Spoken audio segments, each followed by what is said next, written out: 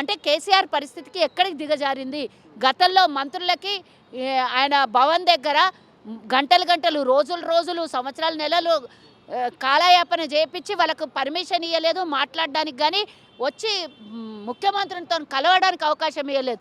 మొన్న చూసినాం కదా, అందుకనే తారుమారైతే ఏమవుతుందో చూసినాము. ఇద్దరు సర్పంచుల్ని గెలిస్తే వార్డు మెంబర్లను కూర్చోబెట్టి పిలిచి మాట్లాడాల్సినటువంటి పరిస్థితి వచ్చింది. వాళ్ళని నేను తక్కువ చేస్తలేను, కానీ కేసీఆర్ గతంలో మంత్రులకు కూడా ఇయ్యనటువంటి విలువ ఈరోజు ప్రతిపక్షంలోకి వస్తే దాన్ని ఈరోజు సర్పంచులకు కూడా సమయం ఇచ్చే పరిస్థితి దేవుడు తీసుకొని వచ్చాడు. ఎందుకు తీసుకొచ్చాడు? నీ అహంకారం తలకెక్కింది కాబట్టి ఆ తల మీద ఉన్న అహంకారం దింపడానికి దేవుడు చేసిండు. నిన్ను ఫుట్బాల్ లాగా ఆడుకున్నాడు.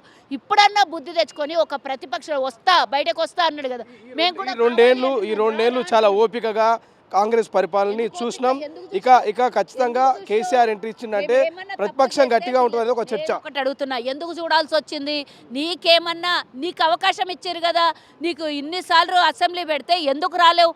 ఎందుకు ఓపిక? నీకు ఏమవసరం ఉన్నది ఓపిక పట్టడానికి? నువ్వు ప్రతిపక్ష నాయకునివి, ప్రతిపక్ష అధ్యక్షునివి, నువ్వు పార్టీ అధ్యక్షునివి.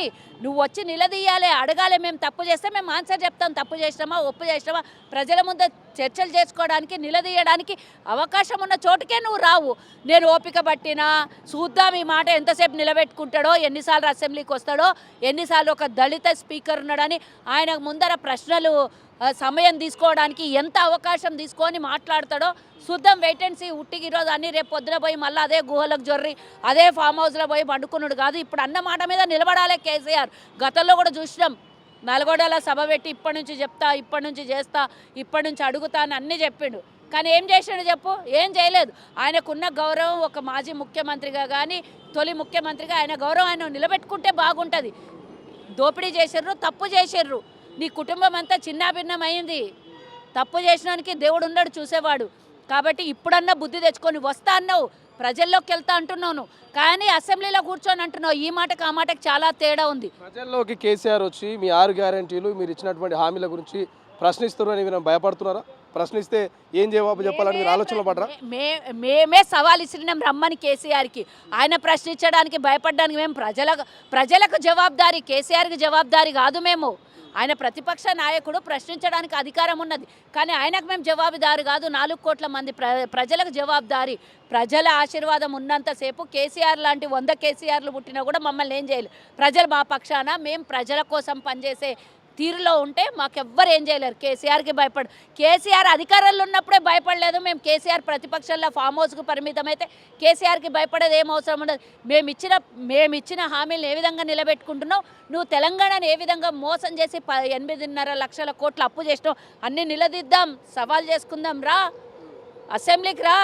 నీ కొడుకు ఒకటి ముచ్చట చెప్తాడు, నీ అల్లుడు ఒక ముచ్చట చెప్తాడు, నీ బిడ్డ ఒకటి ముచ్చట చెప్తుంది. వాళ్ళందరితో కాదు, నువ్వు ముఖ్యమంత్రిగా ఉండి తెలంగాణ అసెంబ్లీకి వస్తే కాంగ్రెస్ తట్టుకునే శక్తి ఉందా? ఇది బీఆర్ఎస్ సోషల్ మీడియా జరుగుతున్న చర్చ. బాగుంది ప్రశ్న. బీఆర్ఎస్ వాళ్ళు చర్చిస్తే చర్చ కాదు, బయట వాళ్ళు చర్చించాలి ఆ చర్చ.